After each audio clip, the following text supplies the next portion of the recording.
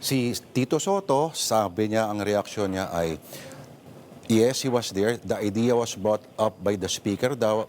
At yun ang mahirap, ito exact word sabi niya sa isang, ang response ay, yun ang mahirap sa lipat kwento, hindi kompleto.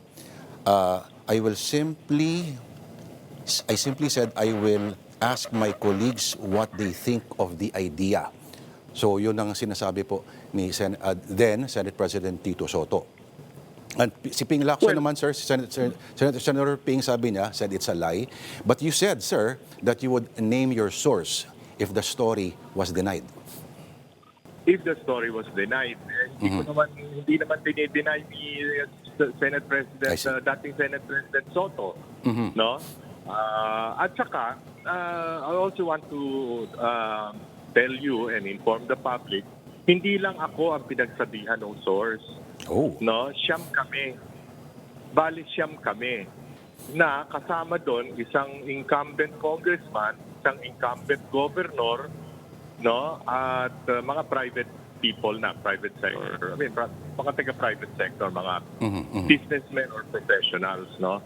At kaya naman ako nagsumulat nung column ko at after that na-interview nga ako. Ang tingin ko kasi bakit kami, hindi lang ako, bakit kami pagsasabihan o pagsisiwalatan ng ganoong impormasyon kung yun ay private, kung basta confidential, di ba? Na huwag sanang ipapublicize. At wala naman nagsabi, hindi naman sinabi na huwag kong ibubunyag o huwag kong isusulat. Alam naman nung kausap ko na ako'y manunulat, meron akong column sa Manila Standard at paminsan-minsan ako'y nai-interview. No? So, I took the liberty of writing about it.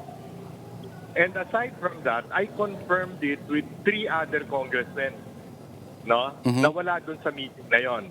Wala sa meeting na yon. Yung 3 congressmen na kausap ko, kinonfirm na kumakalat na yung usap-usapan na yon sa loob ng Congress, ng lower house, no?